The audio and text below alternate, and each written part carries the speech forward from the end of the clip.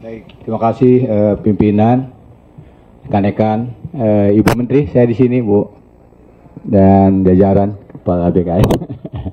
Terima kasih tentu. Assalamualaikum warahmatullahi wabarakatuh. Selamat sore dan salam sejahtera untuk kita semuanya. Mohon maaf lahir batin, sehubungan masih suasana Hari Raya Idul Fitri bulan Syawal. 3 hal, pimpinan izin saya ingin menyampaikan aspirasi dari daerah yang belum tersampaikan kemarin dalam laporan, pimpinan izin. Pertama, kita masih punya persoalan yaitu penyelesaian wajib belajar. Jangankan 12 tahun tapi 9 tahun sekalipun masih punya persoalan. Tentu terkait dengan ketercukupan guru. Bersyukur kita sudah juga punya undang-undang sistem pendidikan nasional, di mana menempatkan lembaga pendidikan baik negeri dan swasta ataupun lembaga pendidikan yang dikelola oleh masyarakat pada tempat yang sama. Oleh karena pada kesempatan terhormat ini saya mendapatkan masukan pertama bahwa terkait dengan pengangkatan guru, baik yang berstatus kemudian PNS ataupun P3K, yaitu dari para pengelola sekolah swasta ataupun madrasah pada saat pengangkatan guru yang berasal dari sekolah swasta, mereka biasanya kehilangan guru terbaiknya karena harus berpindah ke sekolah negeri. Oleh karena itu saya kira mohon kiranya kebijakan ke depan untuk dapat menempatkan guru pada tempat yang sama. Baik itu sekolah negeri ataupun swasta mendapatkan kesempatan yang sama untuk bisa mendapatkan ketercukupan guru yang mendapatkan dukungan dari pemerintah sekaligus dukungan dari anggaran belanja negara. Itu menempatkan sekolah pada tempat yang sama, tidak ada diskriminasi. Yang kedua, khusus aspirasi dari guru-guru di madrasah swasta. Informasi terakhir, saya mendapatkan informasi, mereka belum mendapatkan kesempatan untuk masuk di dalam database-nya BKN. Saya ingin mengkonfirmasi nih, sehubungan dengan pada kesempatan ini tentu hadir bersama kita adalah Kepala BKN. Ini yang kedua. Yang terakhir, Ibu Menteri, saya ingin mendapatkan penjelasan lebih lanjut terkait dengan keperluan yaitu PNS ataupun P3K secara proporsional dalam hitungan ke depan. Secara profesional, secara akurat akan kebutuhannya supaya nanti ketika ada penerimaan ke depan, kemudian kita memiliki standar yang sama, Bu Menteri. Oleh karena itu saya ingin menganjurkan pada kesempatan ini untuk menghitung ulang berapa sesungguhnya ketercukupan secara proporsional kaitan dengan kebutuhan PNS atau P3K ke depan. Baik itu untuk masing-masing instansi, kemudian daerah, provinsi, kabupaten, kota, ataupun kebutuhan yang lainnya. Mohon nanti diberikan penjelasan bagaimana proyeksi ke depan, Ibu Menteri. Saya kira demikian. Pimpinan, terima kasih atas kesempatannya untuk menyampaikan aspirasi pada kesempatan ini. Assalamualaikum warahmatullahi wabarakatuh. Silakan. Terima kasih pimpinan. Pertama-tama memberikan apresiasi kepada Bu Menteri, Pak Prof. Sudan dan jajaran yang telah memberikan penyampaian materi yang terkait dengan tugas dan fungsi dari Komite 1. Ibu Rini, saya apresiasi sekali terhadap tugasnya khususnya terkait dengan reformasi birokrasi. Dan saya paham betul bahwa reformasi birokrasi ini tidak mudah. Karena ini menyangkut juga masalah mental, masalah attitude, masalah karakter yang pada akhirnya berpulang pada masalah disiplin. Dan jujur saya katakan ini memerlukan waktu. Karena aparatur sipil negara berganti tiap tahun, perkembangan juga sangat pesat. Dan banyak hal yang sudah disampaikan tadi oleh Ibu Rini. Terima kasih terhadap beberapa pertanyaan. Saya udah lama nggak lihat Prof. Zudan ini. Biasanya selalu memberikan informasi. Ada beberapa hal, Prof, yang disampaikan oleh Bikadi. Ini terkait dengan sistem, Prof. Computerized dengan sistem. Kalau mendasarkan pada apa yang disampaikan, ini memang terlihat ada beberapa yang perlu untuk dikaji ulang. Pertama, berkenaan dengan permasalahan yang berkaitan dengan jabatan usulan tentang jabatan fungsional lewat aplikasi IMUT ini, Prof. Nah, ini perlu mungkin semacam untuk mereview kembali, terutama pemahaman di daerah.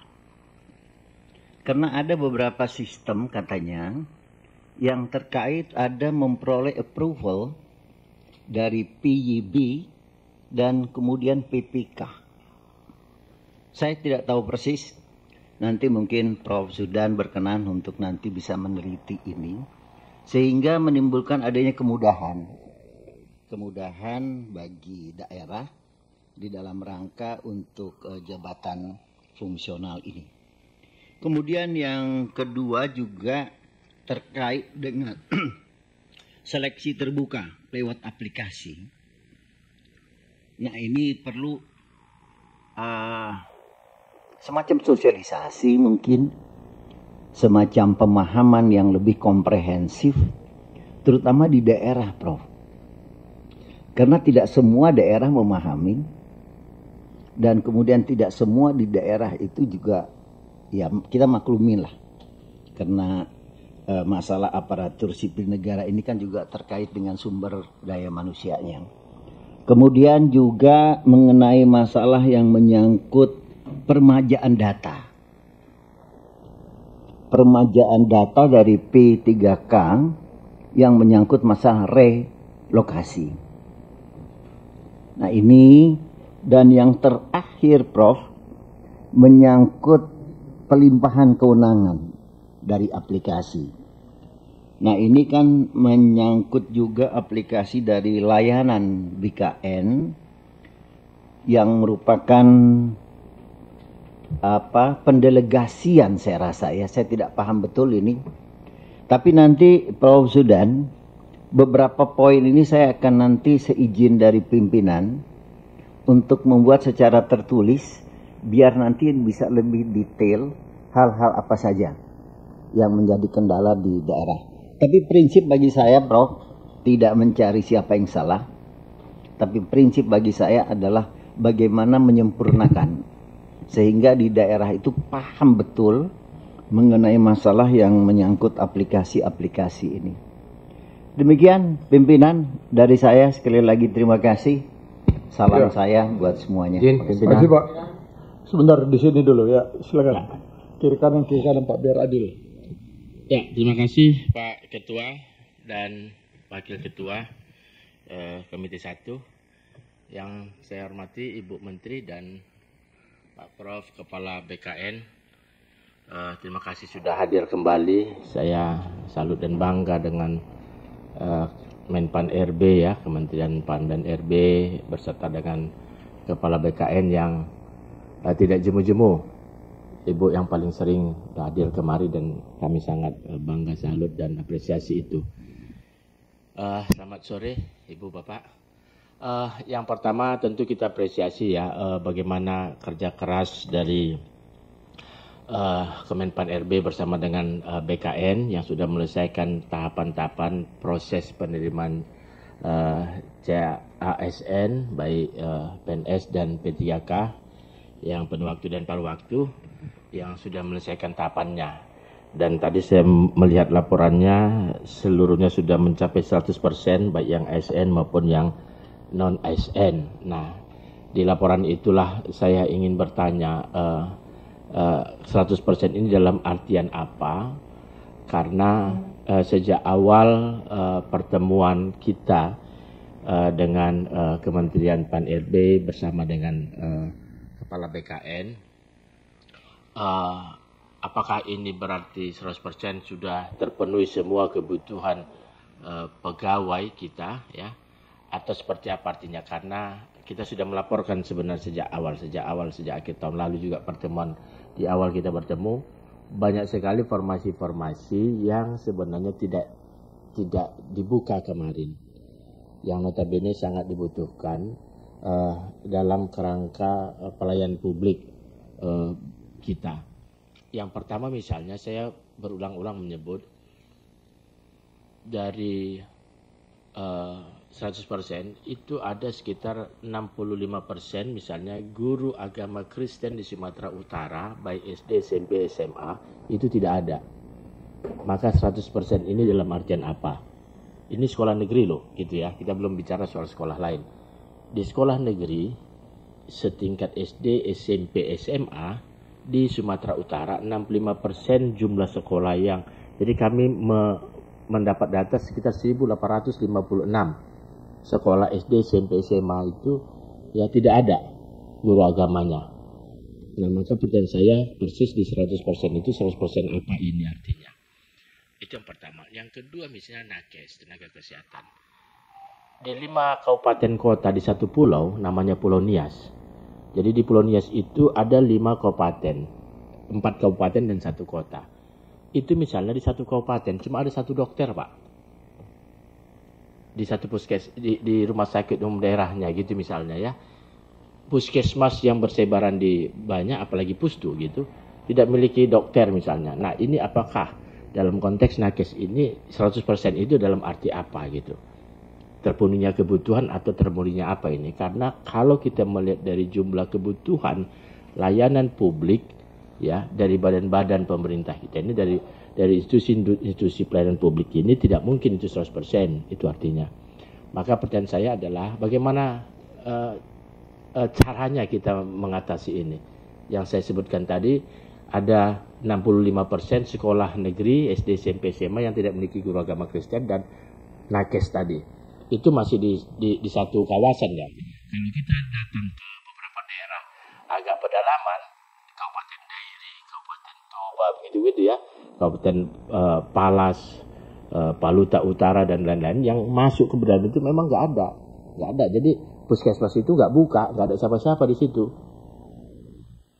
Sementara seharusnya pemerintah melalui dinas terkait gitulah ya, Kementerian Kesehatan dan dinas-dinas terkait menempatkan tenaga-tenaga pelayanan publik kita di situ. Gitu. Nah itu yang pertama. Yang kedua, nah karena itu apakah nanti untuk Oktober 2025 yang tadi saya lihat catatannya akan dilakukan juga akhir dari penerimaan ini, apakah itu masuk atau tidak? Gitu. Hal-hal yang sangat dibutuhkan dalam pelayanan publik itu, tapi masih belum terdapat. Nah, saya berharap di akhir ya sebagai jadwal akhir penerimaan untuk tahun 2025 untuk mengatasi yang kekurangan 2024 di Oktober ini ya itu bisa dipenuhi beberapa catatan tadi. Nanti saya akan sampaikan Bu, misalnya tenaga kerja puskesmas mana di Sumatera Utara itu yang seharusnya ada tenaga kesehatannya tapi tidak ada, dan guru-guru tadi saya punya datanya semua. Nah, yang kedua yang ingin saya sampaikan lagi adalah tentang P3K tadi sudah disebut oleh teman-teman, sudah menyinggung soal jenjang karir tidak ada gitu ya. Dan bukan jenjang karir aja yang tidak ada, gajinya nggak naik-naik itu sampai dia pensiun. Karena nggak ada jenjang karir, gaji nggak naik-naik. Saya pikir ini sebuah bentuk eksploitasi negara terhadap warganya yang bekerja tanpa dihitung pengabdiannya bertahun-tahun. Ya, jadi, nah ini harus diangkat. Kita ribut ketika bicara tentang undang-undang ketenagakerjaan, di mana banyak korporasi kita tuntut, korporasi privat ya, korporasi swasta, supaya menghitung masa pengabdian para buruhnya, gitu, para pekerjanya. ya. Bahkan jumlah pesangonnya, jumlah gajinya berskala naik gitu ya. Nah, kemudian pemerintah sendiri mengeksploitasi warganya, hak-hak kewargaannya gitu ya, melalui undang-undang pegawai negeri ini gitu, PNS ini. Jadi jenjang karir nggak ada, ya, maka gaji pun tidak naik-naik. Jadi dari akhir sampai pensiun nanti dia, kalau misalnya dia dalam kategori P3K, ya, yang penuh waktu dan paruh waktu, non ASN, maka dia tidak akan pernah dihitung punya masa pengabdian di Republik ini berapa puluh tahun. Dan saya pikir ini bentuk eksploitasi yang betul-betul melanggar hak asasi manusia. Negara ini, ya, melalui peraturan ini, melalui regulasi ini sudah melakukan pelanggaran hak asasi manusia yang dilakukan oleh negara terhadap warganya. Saya pikir ini harus kita sampaikan dan kita suarakan. Itu tidak adil namanya bagi sebagian kelompok warga negara. Itu yang kedua yang memang harus kita respon secara lebih serius tentang hak-hak kewargaan masyarakat. Nah, yang ketiga ini soal TNI Polri gitu ya. Ini harus didudukkan kembali gitu. Ini teman-teman dari IPDN, Bu, alumni IPDN pernah ketemu saya. Jabatan kami sudah habis. Karena mereka biasanya bisa ada di kesekjenan ya, sekjen gitu ya, dan lain-lain ini. Teman-teman IPDN misalnya di sekda, di mana-mana. Ternyata sudah diambil, maksud saya. Itu persoalan lain menurut saya, ya. Kita menolak itu. Saya secara tegas kemarin menolak revisi undang-undang TNI dan akan masuk lagi revisi undang-undang Polri ini. Terkait tentang bagaimana kemudian dilegalisasinya TNI dan Polri masuk ke dalam ruang-ruang sipil, terutama melalui KL-KL ini, gitu ya. Itu lain soal. Tapi persoalan kita di sini dengan Kemenpan LB dan Kepala BKN, bagaimana kemudian aturan, ya, kementerian ini, Kepala BKN terkait dengan mereka. Karena kalau kita merujuk ke regulasi revisi undang-undang TNI kemarin dan akan masuk lagi nih Polri minta jatah yang sama, gitulah ya. Masa TNI aja boleh dapat, kami boleh juga dong, gitulah ini ceritanya ini. Mereka akan minta jatah yang sama. Maka apakah aturan-aturan kepegawaian kita, ya, akan mengenai mereka juga? Itu kita kemarin ribut karena ternyata perundang-undang peraturan pengadilan kita nggak masuk ke mereka. Kalau mereka korupsi di KL ini, mereka nggak diapa-apain oleh kita. Mereka tidak mendapatkan konsekuensi berdasarkan peraturan-peraturan terkait dengan itu. Karena mereka akan dipanggil pulang ke lembaganya. Dan lembaganya diam-diam, gitulah, mana tahu ya dalam tanda petik atau gimana, karena banyak yang kita lihat itu. Gitu. Kasus-kasus terjadi. Nah, bagaimana peraturan kementerian ini terkait dengan status kepegawaian mereka harus juga masuk dalam mazhab peraturan pegawai negeri sipil ini atau P3 ini, sehingga tidak ada yang diskriminatif di dalam proses penerimaan kita, ya. Kemarin itu juga proses penerimaannya gimana? Apakah dicelup-celupkan saja ke dalam atau gimana? Apakah mereka ikut melamar? Itu juga nggak tahu kita kan. Entah dicelupkan saja ke dalam oleh kelompok-kelompok tertentu atau tidak gitu. Nah, ini juga penting sekali Ibu, sehingga tidak terjadi, kita sedang melakukan reformasi birokrasi tapi di dalam tubuh kita sendiri, ya, secara kontraproduktif itu kita biarkan terjadi. Saya pikir kita tidak akan pernah mencapai reformasi birokrasi yang sebenarnya ketika hal-hal yang diskriminatif terjadi dalam tubuh kita sendiri. Jadi 3 hal ini saya pikir kami sangat membutuhkan respon dari Ibu Menteri, dari Pak Prof, Kepala BKN dan teman-teman lain di jajaran Menpan LB dan BKN. Terima kasih pimpinan. Ya, silakan Pak